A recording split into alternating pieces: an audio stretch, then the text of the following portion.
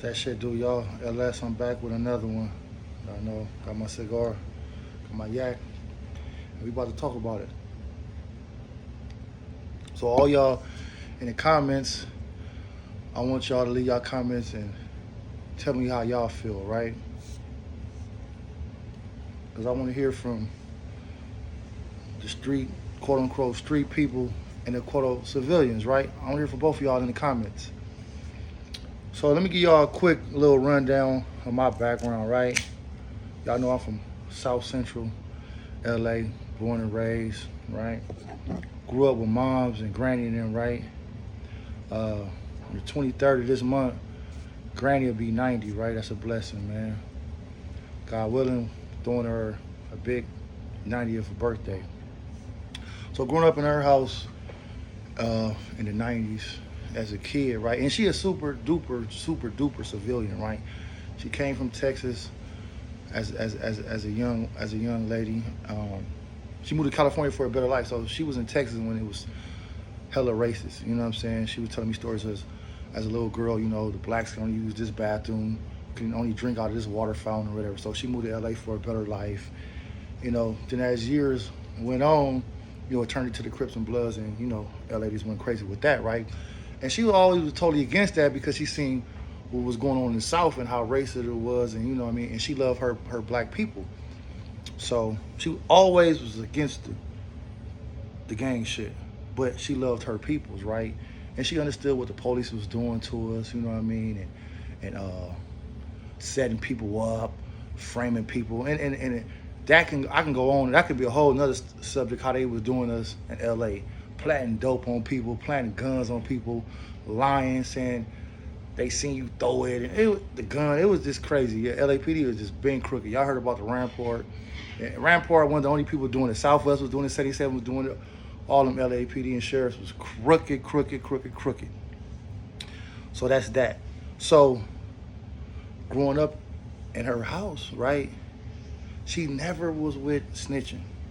I'm talking about as a little boy coming up, you know, uh, relatives we might be there. You know, everybody was spending out at granny house and you know, she old school. So at a certain time, her kitchen, everything was shut down. It's time to get into bed. Um, and if we snuck and went in the cookie jar, got some cookies or made some food, and she was so neat and so petite, she knew if something was moved. You know, we thought we was slick and we went and got a honey bun or something. She know how she left that jar.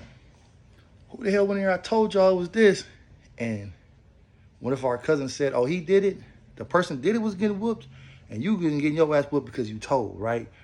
So growing up, I never heard that it was cool for a civilian to tell to maybe 10 years ago, right?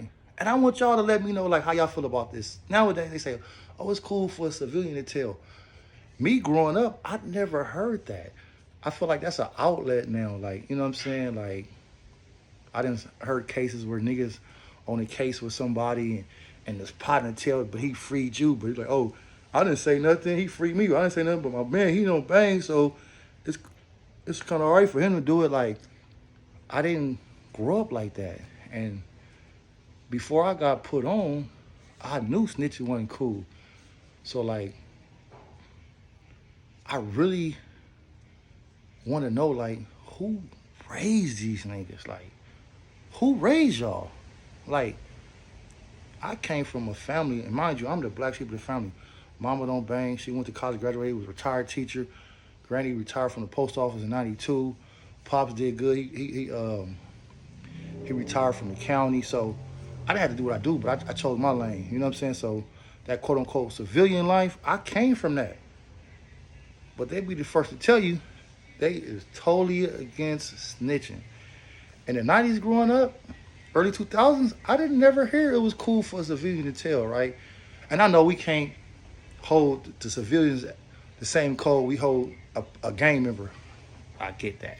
I get that. I understand that. But I just want to know, like, who raised these niggas? Like, because in my house, and it's way before the banging come, way before LS come, you couldn't snitch.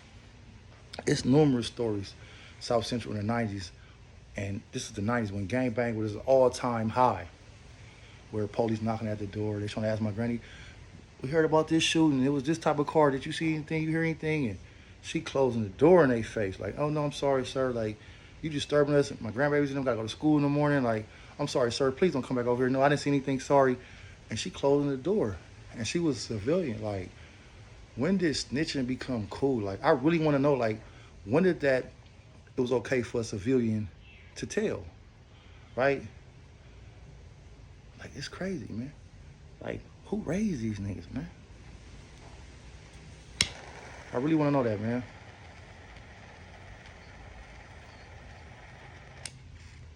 But I'm enjoying my cigar. I'm enjoying my yak. I'm in my man cave chilling. But in the comments, y'all let me know, man. Give me y'all opinion, man. Like I said, I want to hear both insights from both walks of life. The members, the non-members, civilians, and everything, man. Y'all give me y'all opinions in the comments, man.